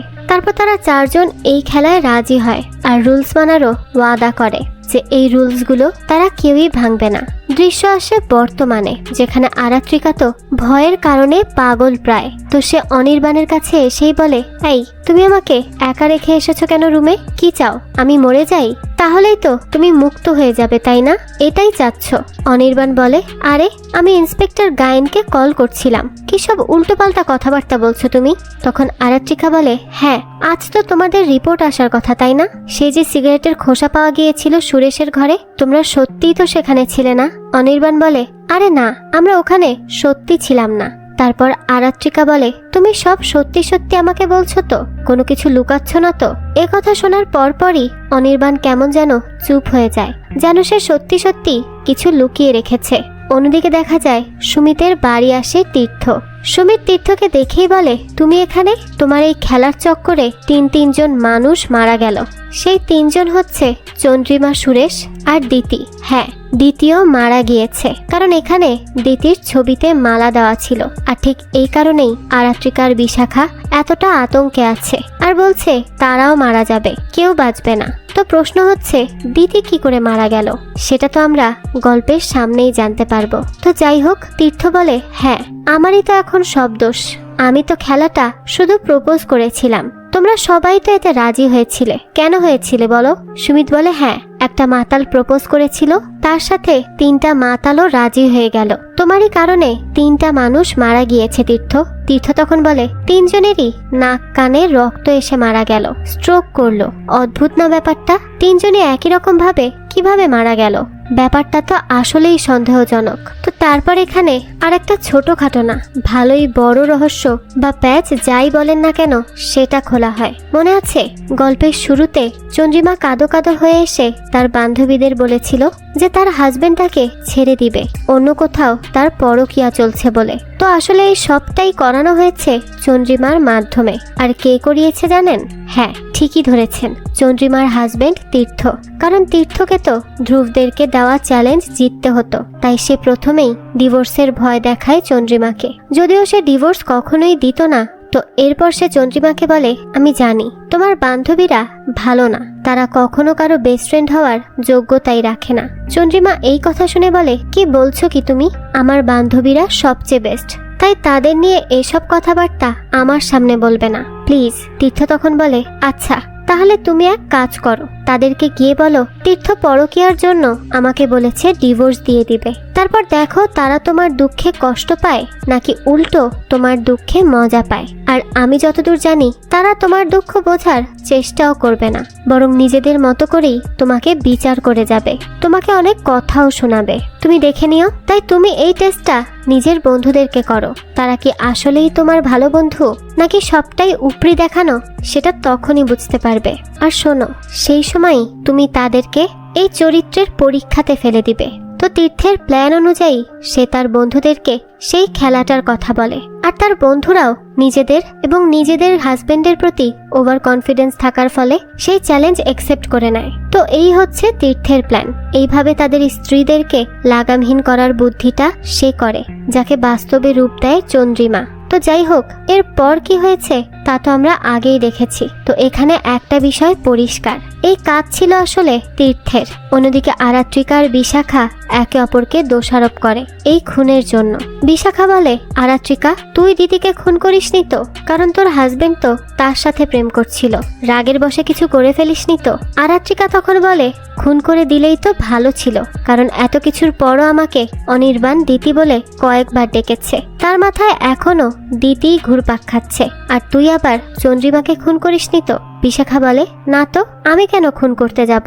আমার কোনো কারণই নেই তাকে খুন করার। তো বিশাখা এখানে তার আর তীর্থের পরকীয়ার কথাটা আরাত্রিকার কাছ থেকে লুকিয়ে যায়। এদিকে ইন্সপেক্টর গায়েন অনির্বাণ, ধ্রুব আর সুমিতকে ডেকে আনে থানায়, কারণ সুরেশের ঘরে পাওয়া সিগারেটগুলো যে তাদের ছিল তা প্রমাণ হয়েছে রিপোর্টে। কিন্তু তারা এসে এখানে বলে, দেখুন আমাদেরকে এখানে না ডেকে আগে তীর্থকে ডাকুন, তার কারণ এইসব খেলাধুলা সেই শুরু করেছিল, সেই আমাদের মাথায় এইসব এনেছে। গায়েন বলে, তাহলে এই কথা কি আগে বলা যায়নি? যাই হোক, তো এবার সবটা শুরু থেকে শুরু করো, দেখি কাহিনীটা কি। এরপর দৃশ্য আবারও ফ্ল্যাশব্যাকে আসে, যেখানে চন্দ্রিমার তীর্থকে জিজ্ঞেস করে, তুমি আমাকে বলো আমার বান্ধবীদের চরিত্র পরীক্ষা করে তোমার কি লাভ? তুমি কেন এরকম অদ্ভুত এক কাজ করতে চাইছো? তীর্থ বলে, দেখো আমি ধ্রুবদের সাথে বাজি ধরেছি, তাদের স্ত্রীরা নিজেদের চরিত্র ঠিক রাখতে পারবে না যদি তারা সুযোগ পায়। আর এখন তুমি তো জানোই আমি একটা বাজি জেতার জন্য কত কিছু করতে পারি। তাই তুমি যদি আমাদের বিয়েটা বাঁচাতে চাও তাহলে তোমার বান্ধবীদেরকে উস্কে দাও অন্য ছেলেদেরকে পটানোর জন্য। তো তীর্থ যেই খেলা শিখিয়ে দিয়েছিল চন্দ্রিমাকে, সেই একই রকম খেলা কিন্তু সে খেলে না। এখানে চন্দ্রিমা ডাবল গেম শুরু করে, সে তাদেরই হাজবেন্ডের পেছনে তাদেরকে লেলিয়ে দেয়, মানে উল্টে পাল্টে আর কি। কিন্তু কথা ছিল বাইরের কারোর সাথে রিলেশনশিপ করানোর জন্য উস্কে দিতে হবে। তো এরপর তো তারা ঠিক তাই করেছিল যা যা চন্দ্রিমা বলেছিল। তো এরপর দেখা যায় চন্দ্রিমা কল করেও জানিয়েছিল তীর্থকে যে সে তার শেখানো খেলা খেলছে না, সে তার বানানো খেলাই খেলছে। আর তীর্থ কি ছাড়বে তাকে, সে নিজেই এমন জোরাজুরির সম্পর্কে আর থাকতে চায় না, এই বলেই সে কল কেটে দেয়। তো এই সবই পুলিশকে বলছিল তারা। তো যাই হোক, তারপর পুলিশের কাছেই আসে একজন মহিলা, যার সাথে একটা বাচ্চাও আছে। আর মহিলাটা কান্না করে বলে, আমার হাজবেন্ড তো মারা গিয়েছিল, সে কি এখনো আছে নাকি পোড়ানো শেষ? আমি একবার তাকে শেষ দেখা দেখতে চাই। পুলিশ জিজ্ঞেস করে, কে তুমি? তখন মহিলা জানায়, আমি সুরেশের স্ত্রী। এবার তো পুলিশ সহ তারাও চমকে ওঠে যে সুরেশ বিবাহিত ছিল। আর একবার সুরেশ এটাও বলেছিল যে তার নাকি মেয়েদের প্রতি ইন্টারেস্ট নেই। তো এদিকে বিশাখা আর আরাত্রিকা মৃত্যু ভয়ে পাগল হয়ে যাচ্ছিল। আরাত্রিকা মরবে ভেবে তার মেয়ে মিমিকে দেখে বারবার ইমোশনাল হয়ে পড়ছিল। তো বিশাখা বলে, চল বাইরে একটা জায়গায় যাব, মরে যখন যাবই তখন এটা জেনেই মরবো যে কে এইসব খুন করছে। অন্যদিকে ধ্রুবরা পুলিশ স্টেশনের বাইরে এসে বসে ভাবে, কি হলো এটা? তারা তো জানতো সুরেশ ছিল গে, তাহলে তার আবার স্ত্রী সন্তান কি করে আসলো? এখানেও কি তাহলে অন্য খেলা চলছে? এরপর আমরা দেখি বিশাখারা আসছে তীর্থের অফিসের দিকে। তখনই কল আসে আরাত্রিকার কাছে অনির্বাণের, আর অনির্বাণ তাকে সুরেশের স্ত্রী সন্তান সম্পর্কে বলে। এটা শুনে তো আরাত্রিকাও বেশ শকড হয়ে যায়। তারা এটা ভাবতে থাকে, চন্দ্রিমা যে সুরেশের কাছে থাকতো, তাহলে কি তাদের মধ্যে কোনো সখ্যতা গড়ে উঠেছিল? তারা কেউ কিচ্ছু বুঝতে পারে না। যাই হোক, এরপর আরাত্রিকারা আসে তীর্থের কাছে আর এসেই জিজ্ঞেস করে যে রাতে চন্দ্রিমা মারা যায়, সে রাতে সে কোথায় ছিল? তীর্থ বলে, আমি কাজের জন্য জামশেদপুর ছিলাম। বিশাখা বলে, আপনি যে সেখানে ছিলেন তার প্রমাণ কি? তীর্থ তখন বলে, তোমরা কি গোয়েন্দা হয়ে গেলে নাকি এমন এমন প্রশ্ন করছো? আরাত্রিকা বলে, হতে হচ্ছে নিজেদের প্রাণের ভয়ে। তীর্থ বলে, তোমরা কি ভাবছো যে আমি সেদিন জামশেদপুর যাইনি আর আমি চন্দ্রিমাকে খুন করেছি? বিশাখা বলে, আমরা কিছুই জানি না। আরাত্রিকা বলে, হ্যাঁ, এখন আমরা কাউকেই বিশ্বাস করছি না, আপাতত নিজের হাজবেন্ডকেই বিশ্বাস করছি না, তো আপনি কে? তারপর তীর্থ বলে, হঠাৎ করে কি হয়েছে বলো তো তোমাদের? আর তোমাদেরকেও কি কেউ বলে দিয়েছে সেই বাজির ব্যাপারে? তারা দুজন তো এই কথা শুনে চমকে বলে, কি কিসের বাজি? তো এরপর তীর্থ কিছু বলতে যাবে, তখনই তাকে বৃন্দা এসে বলে, খাবার খেতে যাবে না তীর্থদা? বিশাখা তো তখন তাকে দেখে জিজ্ঞেস করে, তুমি কে? বৃন্দা তখন তার নাম জানায়। তো এরপর সেখান থেকে বিশাখা আর আরাত্রিকা বাইরে আসে। তখন আরাত্রিকা বলে, কিরে, এত সুন্দরী আর স্মার্ট একটা মেয়ে কি করে তীর্থদার প্রেমে পড়লো? বিশাখাও রেগেছিল আর বলছিল তীর্থ একটা মিথ্যাবাদী। সে বলেছিল বৃন্দা নাকি খুব বোরিং একজন মানুষ, সব মিথ্যা ছিল। তবে এইসব কথা বাদ দিয়ে এটা ভাব, আমাদের হাজবেন্ড আমাদের থেকে কিছু একটা বাজির কথা লুকিয়ে গিয়েছে। সেই বাজিটা কি হতে পারে? অন্যদিকে পুলিশ অফিসার গায়েন ধ্রুবদের বলে, আচ্ছা ওই সুরেশ আমাদের মিথ্যা কেন বলেছিল বলুন তো? সে তো গে না, তার তো বউ বাচ্চা আছে। এবার তো তার বলা কোনো কথাই বিশ্বাস করা যাবে না। আর আপনারা এবার যান, তবে বেশি দূর যাবেন না, বাড়িতেই থাকবেন। যে কোনো সময় আপনাদের ডাক পড়তে পারে। তো সেখান থেকে ফেরার আগে ধ্রুবকে কল দিয়ে তার স্ত্রী বলে, তোমরাও তো কম খেলা খেলনি দেখা যায়, তোমরা আসো বাড়ি, আজ সব হিসেব নেওয়া হবে। তো এরপর আমরা দেখি তারা তিনজন বাড়ি যাচ্ছে তাদের স্ত্রীদের কথার উত্তর দিতে। তখন তারা অনেক কিছুই ভাবছিল যে কি বলবে, কেমন ভাবে তারা এই সব কিছু নিবে। অন্যদিকে তীর্থর মাধ্যমে আমরা আরো কিছু ব্যাপার জানতে পারি। সুরেশকে আসলে সেই চন্দ্রিমার পেছনে লাগিয়ে রেখেছিল, কারণ সে জানতো যে সুরেশ গে। কারণ সুরেশ বলেছিল তার মেয়েদের ভালো লাগে না, বরং সে ছেলেদেরকে পছন্দ করে, তার মেয়েদের প্রতি কোনো আগ্রহই নেই। তাই তীর্থ নিশ্চিত হয়েই তাকে এই কাজে নেয় টাকার বিনিময়ে। সবসময় সুরেশ কিছু না কিছু ইনফরমেশন দিত তীর্থকে, কিন্তু আজ যখন সে জানতে পারলো সুরেশ কোনো গে ছিলই না, এই সবই ছিল মিথ্যা, তখন তীর্থরও অনেক রাগ হয়। অন্যদিকে আরাত্রিকা আর বিশাখা তাদের তিনজনকে বলে, তোমরা আমাদেরকে ধোঁকা দিয়েছ, নিজের স্ত্রীকে নিয়ে বাজি ধরতে লজ্জা করলো না তোমাদের? অনির্বাণ বলে, বাজি তো তোমরাও ধরেছিলে আর তারপর আমাদেরকে ফাঁসিয়ে দিয়েছিলে। বিশাখা বলে, হ্যাঁ ফাঁসিয়েছিলাম, কিন্তু পুলিশকে ফেস করার আগে সব সত্যিটা বলেছি আমরা। কিন্তু তোমরা কি করলে? তোমরা আমাদেরকে নিয়ে গেম খেলেই গেলে। তোমরা যদি তীর্থের খেলায় রাজি না হতে, তাহলে তীর্থ চন্দ্রিমাকে বলতো না এইসব খেলার কথা, আর চন্দ্রিমা আমাদেরকে এইসব অদ্ভুত খেলার জন্য উস্কে দিত না। তাই এই সব কিছুর শুরু তোমরা করেছো। এসব না করলে সবই আগের মতো থাকতো, কেউ মারা যেত না, আমরাও মৃত্যু ভয়ে থাকতাম না, আর আমাদের সংসারটাও বেঁচে যেত।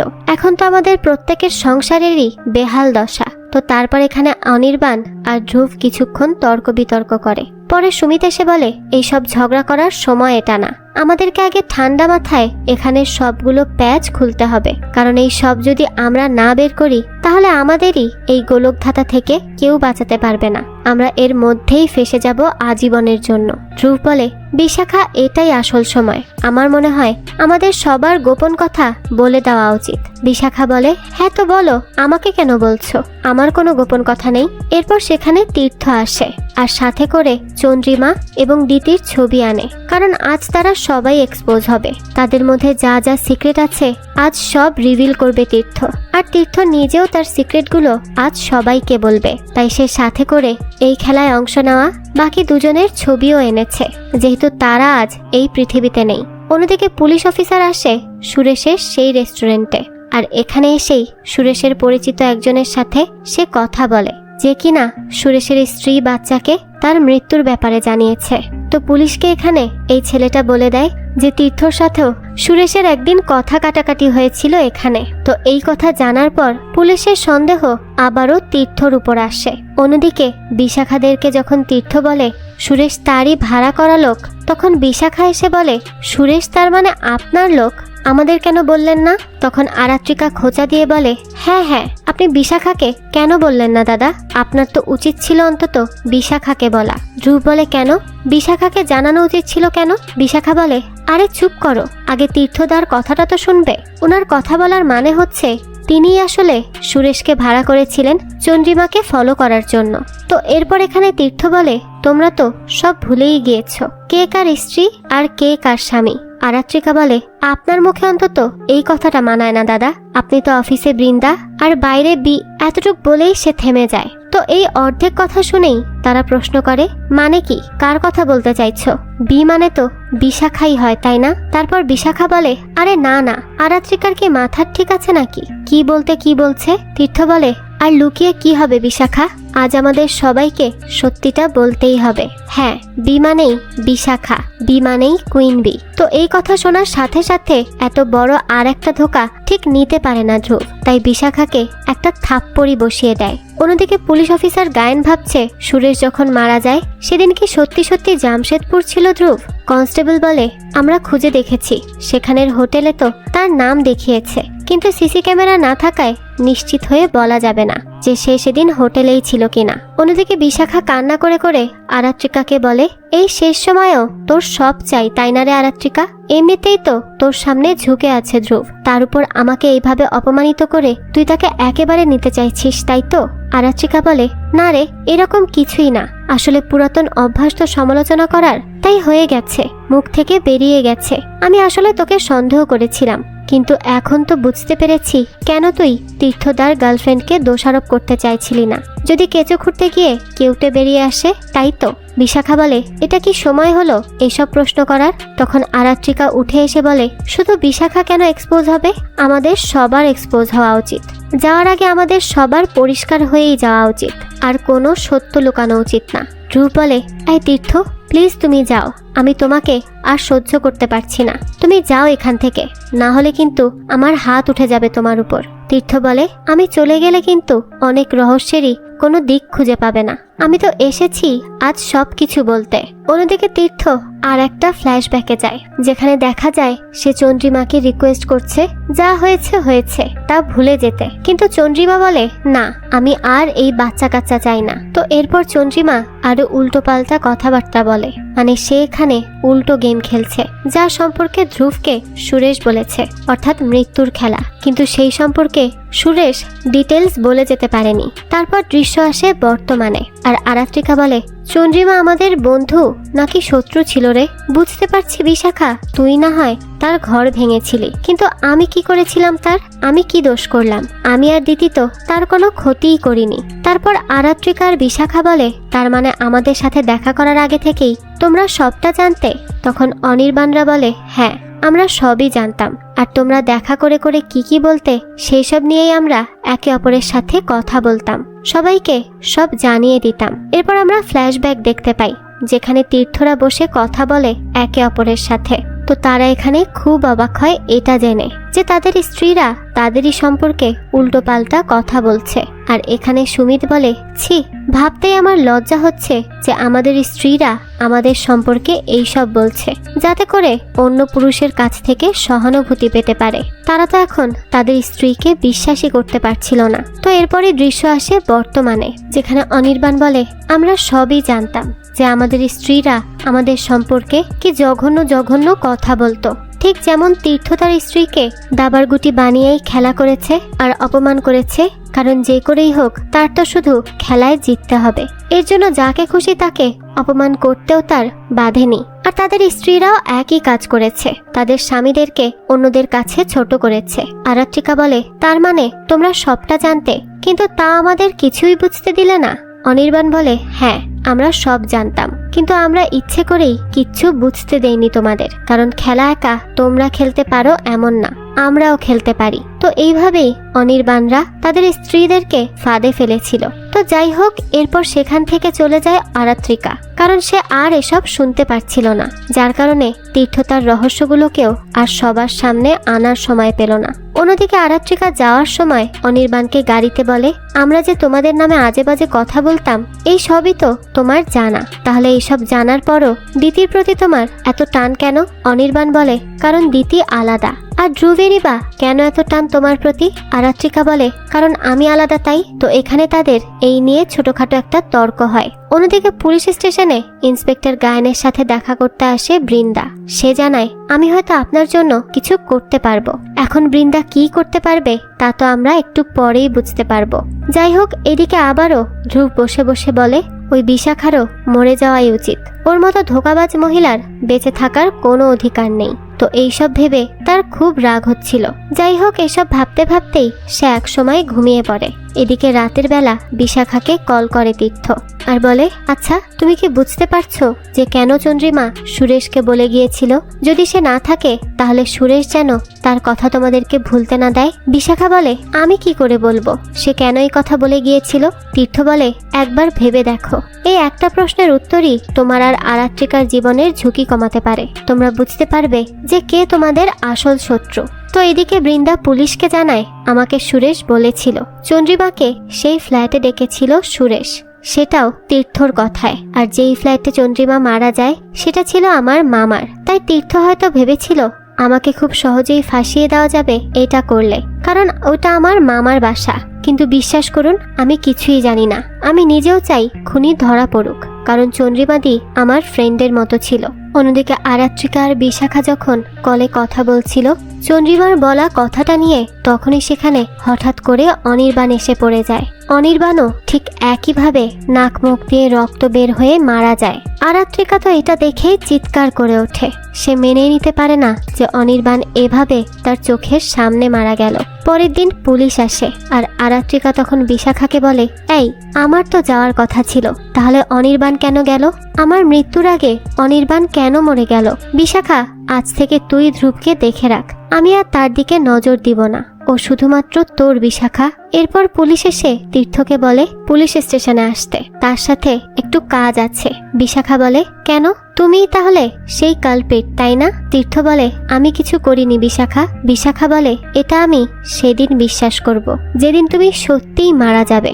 তাহলে বলো, তুমি কি তাহলে নেক্সট টার্গেট? তো তারপর বাইরে সুমিত আর ধ্রুব কথা বলে, এটা কি হচ্ছে? তাহলে কি যাকে ইচ্ছা তাকেই মারা হচ্ছে? এখানে শুধুমাত্র তারা চার বান্ধবী টার্গেট নয়, বরং এই খেলা নিয়ে যারা যারা মেতে আছে তারাই মারা যাচ্ছে। কিন্তু কে সে যে আড়ালে থেকে এত বড় খেলা খেলছে? তো এরপর পুলিশের কাছে তীর্থ আসে। তখন পুলিশ অফিসার গায়ন বলে, আপনার কথায় সুরেশ সেই রাতে চন্দ্রিমাকে ফ্ল্যাটে ডেকেছিল। আপনি কি তাহলে আপনার স্ত্রীকে মারার জন্য টাকা দিয়েছিলেন? তীর্থ তখন এমনভাবে কথা বলে যেন সে এইসবের আগামাথা কিছুই জানে না। গায়ন তো তখন খুব রেগে যায় আর বলে, এরকম মিথ্যা নাটক আর করতে হবে না, যা সত্যি তাই যেন সে বলে। তীর্থ বলে, আরে আজব তো, আপনি কি সব অদ্ভুত অদ্ভুত কথা বলছেন? আমি সুরেশকে টাকা দিয়েছি এটা সত্যি, কারণ আমি নর্মাল খবর জানতে চাইতাম তার থেকে। এই ধরুন, সেখানে তারা বান্ধবীরা কি কি কথা বলে আর তারা কতটা কি ফাঁদে পা দিল, তার সাথে চন্দ্রিমা আসলে কি খেলা খেলছে, এই সব কিছু। আর আমি কখনোই সুরেশকে বলিনি চন্দ্রিমাকে কোথাও ডেকে আনতে। আর আমি কখনো এটাও বলিনি যে আমি ওই ফ্ল্যাটে যেতাম বৃন্দার সাথে, কারণ আমি চাইনি বৃন্দার বদনাম হোক, কারণ তার এইসবের মধ্যে কোনো দোষই নেই। গায়েন তখন হেসে বলে, আচ্ছা আপনি কি জানতেন আপনার স্ত্রী আর বৃন্দা বন্ধু ছিল? তীর্থ বলে, কি বলছেন এইসব? এরপর আমরা আর একটা ফ্ল্যাশব্যাক দেখি, যেখানে চন্দ্রিমা ডেকে আনে বৃন্দাকে, আর সে বলে সে প্রেগনেন্ট। বৃন্দা বলে, কিন্তু আমাকে তো তীর্থদা বলেছে আপনার মাথায় সমস্যা, আপনি অসুস্থ, তাই আপনাকে ডিভোর্স দেওয়া যাবে না। এত বড় মিথ্যুক তীর্থ, সেটা তো আমি ভাবতেই পারছি না।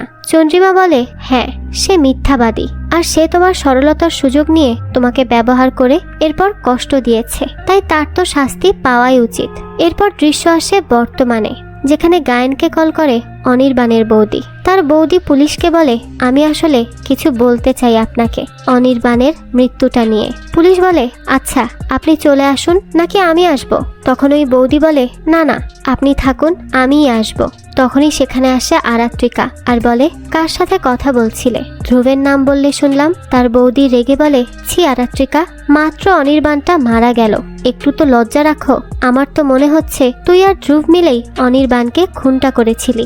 এই কথা শুনেই তো আরাত্রিকা একদম চুপ হয়ে যায়, সে আর একটা কথাও বলতে পারে না। অন্যদিকে পুলিশ তীর্থকে বলে, কি ব্যাপার, তোমাকে একজন ওয়েটার দেখেছে রাগারাগি করতে সুরেশের সাথে, সেটা কেন করেছিলে বলো তো? এরপর আমরা সেদিনের দৃশ্য দেখি, যেখানে দেখা যায় তীর্থ তাকে বকাবকি করছিল যে সে কেন তীর্থর মেসেজের রিপ্লাই করেনি, আর কোনো আপডেট কেন দিচ্ছে না সে। তখন সে বলে তার সাথে চন্দ্রিমা ছিল, তাই সে রিপ্লাই দিতে পারেনি। তীর্থ তখন জিজ্ঞেস করেছিল, বাচ্চার ব্যাপারে কিছু বলেছে?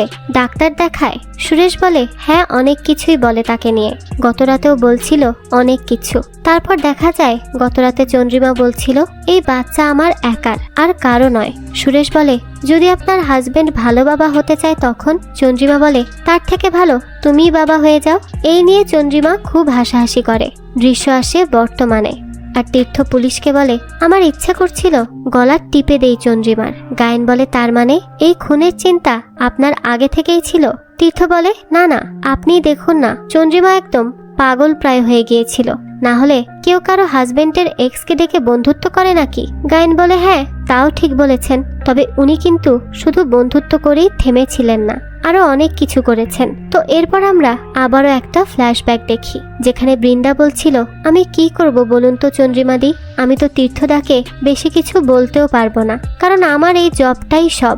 এই জব চলে গেলে আমি অনেক অসহায় হয়ে পড়ব, আর আমি এমনিতেই থাকি মামা মামির কাছে, চাকরি না থাকলে তারাও আর আমাকে রাখবে না। তো তারপর এখানে চন্দ্রিমা বলে, তোমাকে আর কিচ্ছু করতে হবে না, তুমি শুধু সুন্দর হয়ে তার সামনে থাকবে, যেন সে বুঝতে পারে সে তোমার নখেরও যোগ্য না, আর আমি বাকিটা দেখে নিব তাকে কি করে শাস্তি দিতে হয়, আমাকে ঠকানোর আর তোমাকে ঠকানোর। তো এইসব জানার পর পুলিশ বলে, হ্যাঁ চন্দ্রিমা হয়তো আপনার মোবাইল নাম্বারটা সুরেশের মোবাইলে দেখেছিল, তারপর সে বুঝতে পারে আপনার সাথে তার কোনো সম্পর্ক আছে। তো এরপর এদিকে ধ্রুব বিশাখাকে বলে, আমি তোমাকে সাহায্য করব চন্দ্রিমাকে যে হুমকি দিয়েছে মৃত্যুর তাকে খুঁজে বের করতে। ধ্রুব এইসব করে কারণ তাদেরকে বাঁচতে হবে, তাদের সন্তানদের জন্য।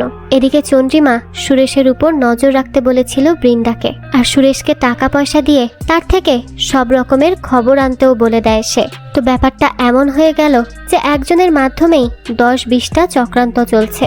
তো যাই হোক, এইদিকে ধ্রুব আর বিশাখা বেরিয়ে পড়ে আসল ক্রিমিনালকে খুঁজতে। তখন ধ্রুব বলে, কোথা থেকে খোঁজা শুরু করবে? বিশাখা বলে, তাদের সেই গল্প করার জায়গা থেকে, মানে তারা যেখানে বসে বসে এতদিন গল্পগুজব করত সেখান থেকে। তো ধ্রুব বলে, কেন, কার সাথে কথা বলবে? বিশাখা বলে, তোমার সাথে বলবো, কারণ আমার সবকিছুই তো তুমি জানো, কিছুই তো লুকিয়ে রাখার নেই আর। কিন্তু আমি কি তোমাকে জানি? এখন একসাথে যখন কাজ করছি তখন তোমাকে আমার সম্পূর্ণভাবে চেনা উচিত। অন্যদিকে দেখা যায় পুলিশকে অনির্বাণের বৌদি বলে যে রাতে চন্দ্রিমা মারা যায় সে রাতে অনির্বাণ বাইরে ছিল, আর অন্ধকারে আরাত্রিকা একজনের সাথে কথা বলতে যায়। গায়েন বলে, জানি সেটা ধ্রুব ছিল, এই কাহিনী আমার জানা। অনির্বাণের বৌদি বলে, কি বলেছিল তাও জানেন? গায়েন বলে, না আপনি জানেন? অন্যদিকে বিশাখা ধ্রুবকে জিজ্ঞেস করে যে আমি আর আরাত্রিকা সমান দোষী, কিন্তু তাও তুমি আরাত্রিকাকে পছন্দ করো কেন? সে তো ধোয়া তুলসী পাতা না।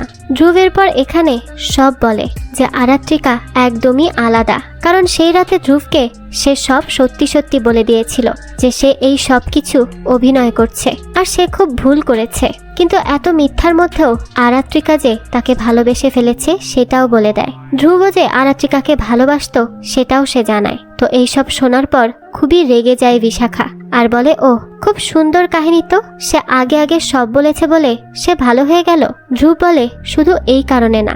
অন্যদিকে বৌদি পুলিশকে বলে, আমি সেই রাতে শুনি আরাত্রিকা ধ্রুবকে বলছে, আমরা কি সারা জীবন এইভাবে লুকিয়ে লুকিয়ে দেখা করব নাকি?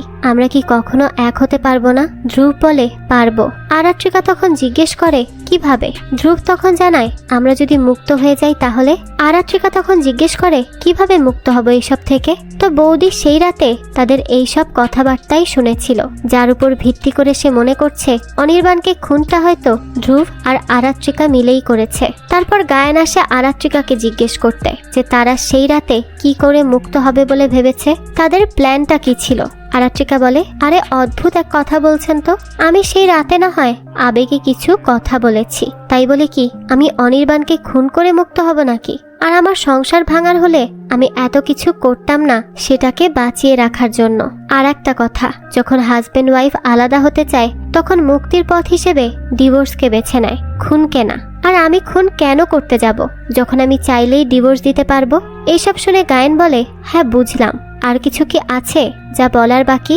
আরাত্রিকা বলে, ধ্রুব ভেবেছিল এই খেলার ব্যাপারে জানাজানি হলে সে এটাকেই অজুহাত বানিয়ে বিশাখাকে রাগ করে ছেড়ে দিবে, আর বাকিরাও হয়তো সেই রকমই ভেবেছে। তো ইন্সপেক্টর গায়েন বলে, তাহলে আপনি জানেন না সেই রাতে আপনার কাছ থেকে গিয়ে ধ্রুব কোথায় ছিল?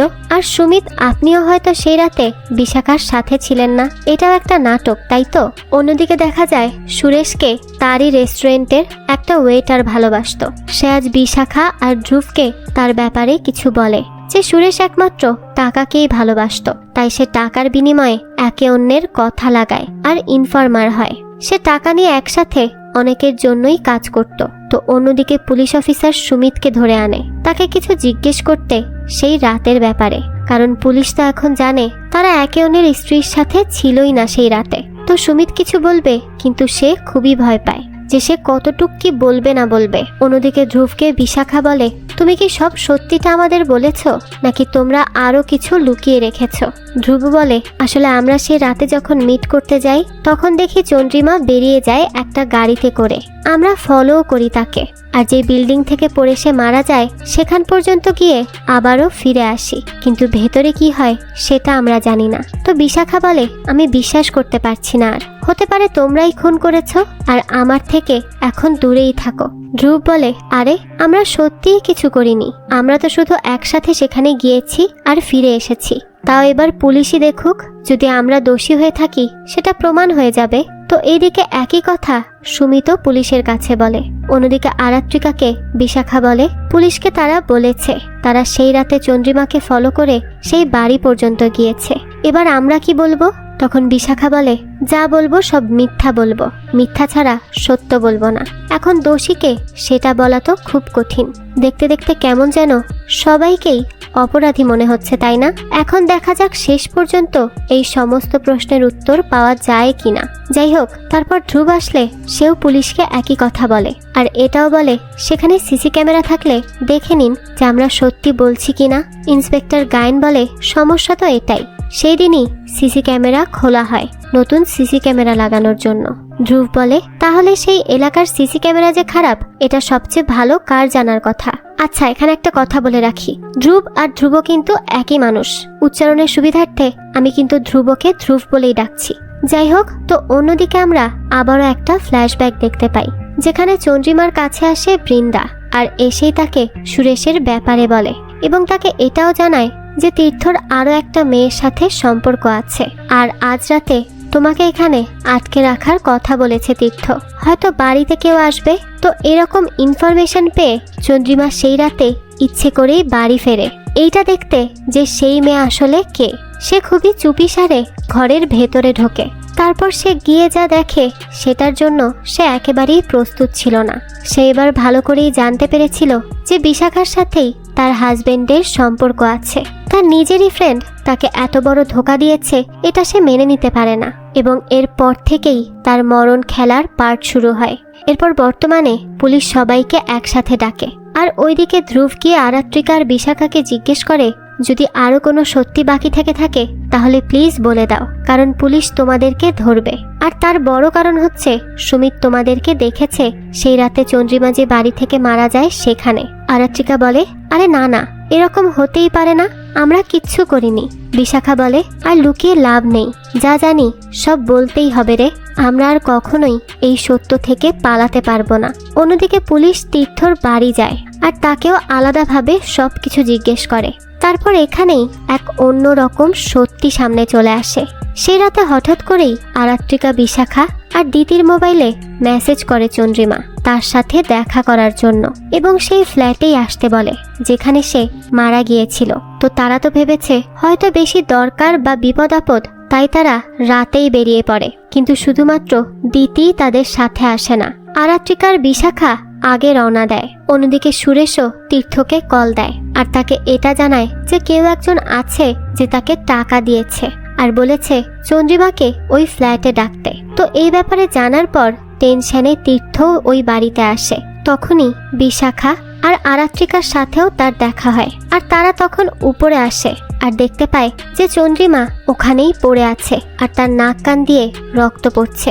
রক্ত দেখেই তো তীর্থ বেহুশ হয়ে পড়ে যায়। তো এখানে আসলে চন্দ্রিমাকে সেদিন যেতে মানাই করেছিল বৃন্দা, কিন্তু চন্দ্রিমা বলে আমাকে যেতে হবে আর আমি একজনকে ব্ল্যাকমেল করছি, হয়তো সেই আসবে সেখানে। তো তারপর সেই রাতে যখন তারা দেখে চন্দ্রিমা এভাবে পড়ে আছে, আরাত্রিকা এবং বিশাখা ভাবে হয়তো তাকে ডাক্তারের কাছে নিলে সে বেঁচে যাবে, কিন্তু এখানেই তারা ভুল করে। তারা দুজন চন্দ্রিমাকে তুলে ছাদের রেলিংয়ে রাখতে যায়। তখনই তীর্থর জ্ঞান ফিরে আসে আর সে এত জোরে চিৎকার করে ওঠে যে সাথে সাথেই আরাত্রিকার বিশাখার হাত পিছলে চন্দ্রিমার বডি ছাদ থেকেই নিচে পড়ে যায়। আর এভাবেই তারা নিজেদেরকে চন্দ্রিমার মৃত্যুতে জড়িয়ে ফেলে। তো পুলিশ এই সব কথা জানার পর তীর্থকে বলে কিন্তু চন্দ্রিমার মৃত্যু তো হয়েছে ছাদ থেকে পড়ার আগেই বিষক্রিয়ার কারণে, তাহলে কে সেই খুনি যে এই সমস্ত খুন করছে? বৃন্দা তখন বলে হতে পারে যাকে চন্দ্রিমাদি ব্ল্যাকমেইল করেছে সে।